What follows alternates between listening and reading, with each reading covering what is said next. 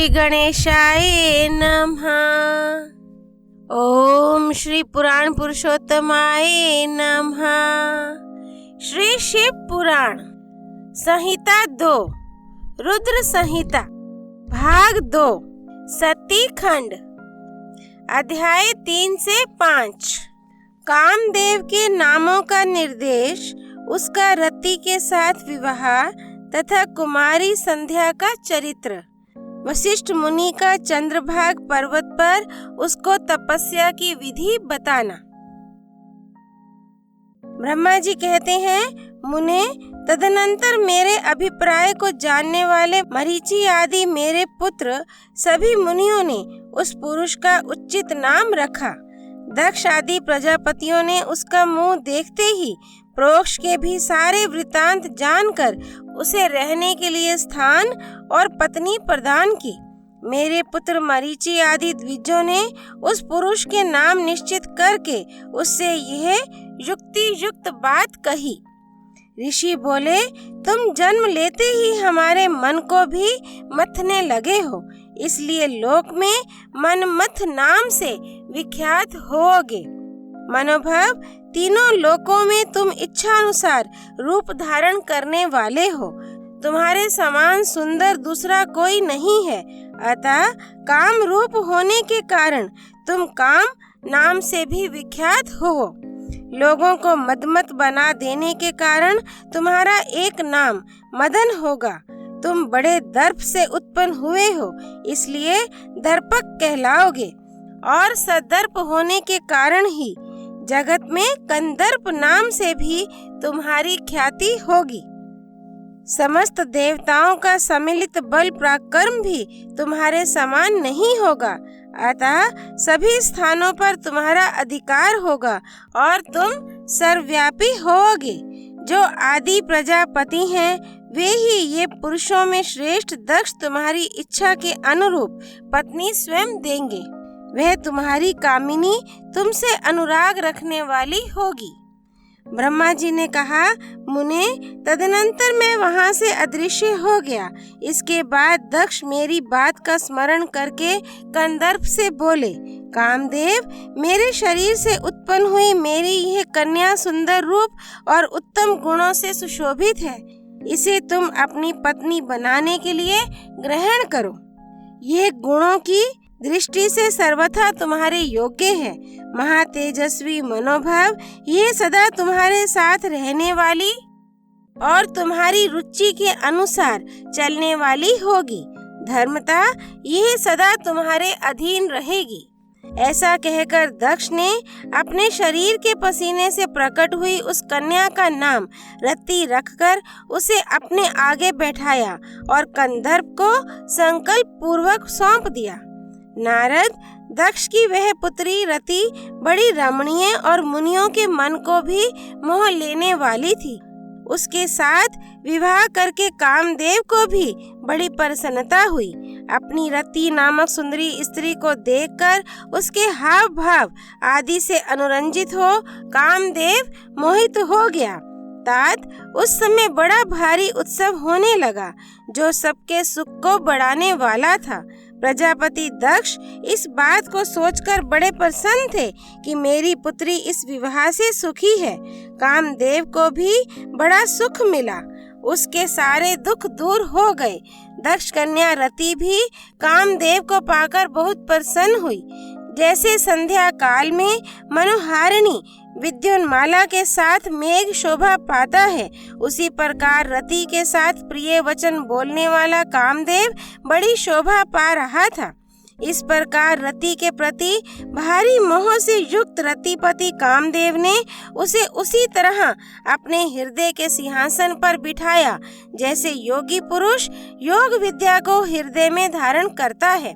इसी प्रकार पूर्ण चंद्रमुखी रति भी उस श्रेष्ठ पति को पाकर उसी तरह सुशोभित हुई, जैसे श्री हरि को पाकर पूर्ण चंद्रानना लक्ष्मी शोभा पाती हैं।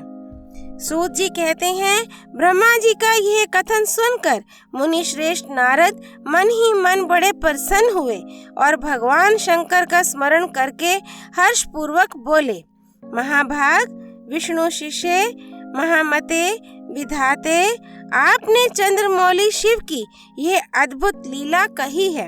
अब मैं यह जानना चाहता हूँ कि विवाह के पश्चात जब कामदेव प्रसन्नता पूर्वक अपने स्थान को चला गया, दक्ष भी अपने घर को पधारे तथा आप और आपके मानस पुत्र भी अपने अपने धाम को चले गए, तब पितरों को उत्पन्न करने वाली ब्रह्म कुमारी संध्या कहाँ गई?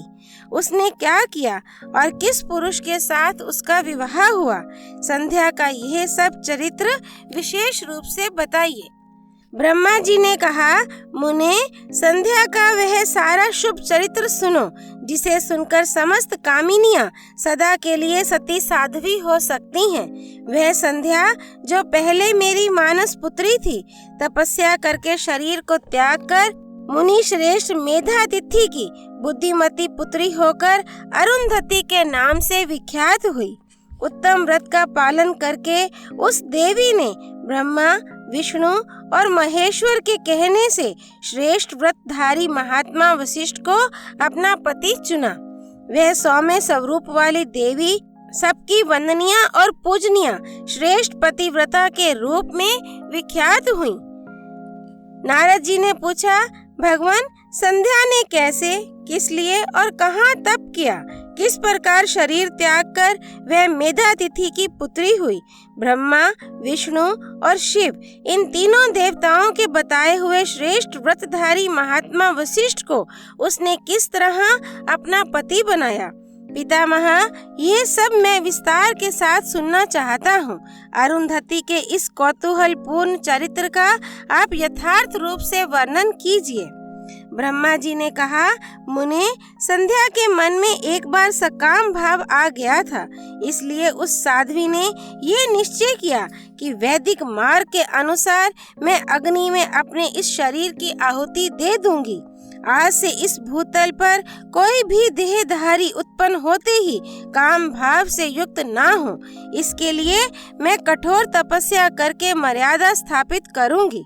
तरुणावस्था से पूर्व किसी पर भी काम का प्रभाव नहीं पड़ेगा, ऐसी सीमा निर्धारित करूंगी। इसके बाद इस जीवन को त्याग दूंगी।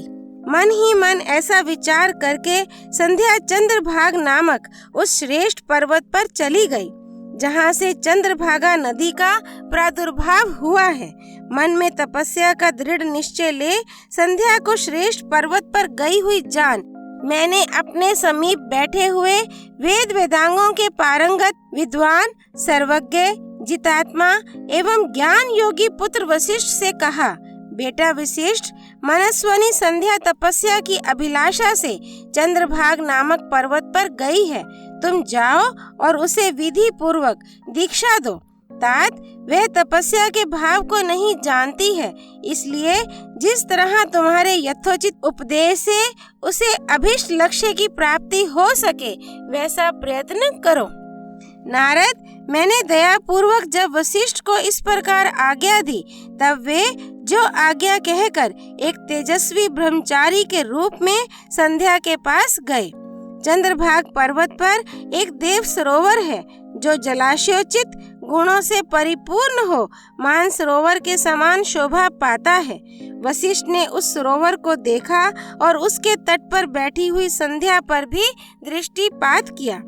कमलों से प्रकाशित होने वाला वह सरोवर तट पर बैठी हुई संध्या से उपलक्षित हो उसी तरह सुशोभित हो रहा था, जैसे प्रदोष काल में उदित हुए चंद्रमा और नक्षत्रों से युक्त आकाश शोभा पाता है।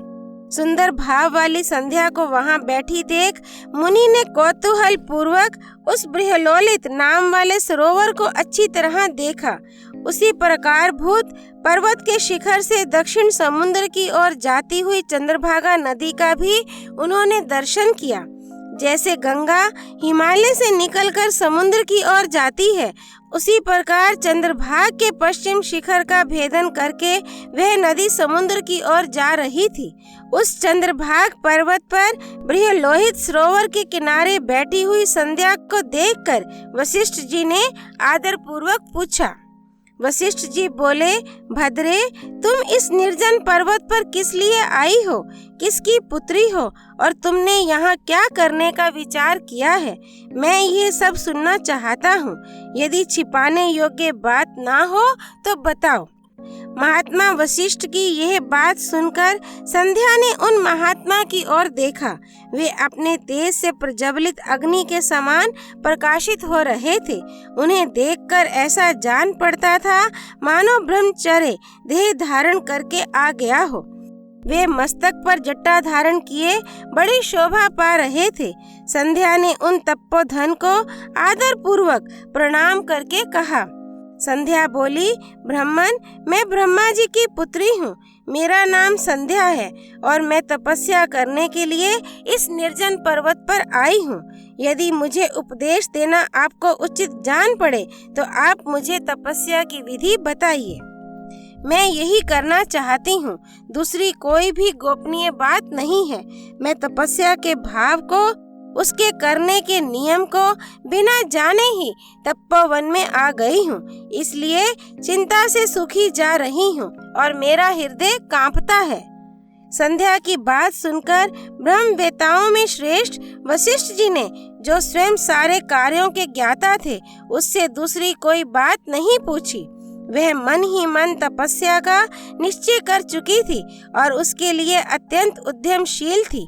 उस समय वशिष्ठ ने मन से भक्त वत्सल भगवान शंकर का स्मरण करके इस प्रकार कहा।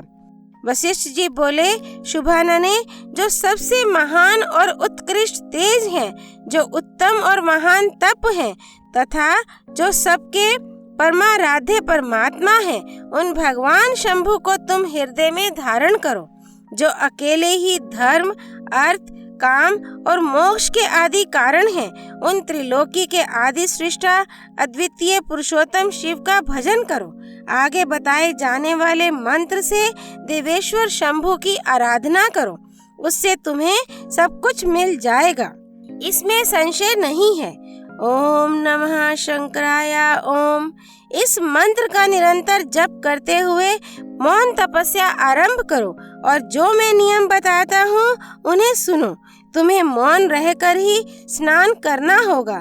मौनालंबन पूर्वक ही महादेव जी की पूजा करनी होगी। प्रथम 2 बार छठे समय में तुम केवल जल का पूर्ण आहार कर सकती हो। जब तीसरी बार छठा समय आए तब केवल उपवास किया करो। इस तरह तपस्या की समाप्ति तक छठे काल में जलाहार एवं उपवास की क्रिया होती रहेगी। देवी, इस प्रकार की जाने वाली मौन तपस्या ब्रह्मचर्य का फल देने वाली तथा संपूर्ण अभिष्ट मनोरथों को पूर्ण करने वाली होती है। ये सत्य है, इसमें संशय नहीं है। अपने चित्त में ऐसा शुभ उद्देश्य लेकर इच्छानुसार शंकर जी का चिंतन करो। वे प्रसन्न होने पर तुम्हें अवश्य ही अभिष्ट फल प्रदान करेंगे। इस तरह संध्या को तपस्या करने की विधि का उपदेश दे मुनिवर वशिष्ठ यथोचित रूप से उससे विदा ले वहीं अंतर्धान हो गए। अध्याय 3 से 5 संपूर्ण। ब्रह्मा पुत्री संध्या देवी की जय। ब्रह्मा मानस पुत्र मुनि वशिष्ठ की जय। भगवान शिव शंकर की जय। हर हर महादेव। श्री हरि अर्पणमस्तु।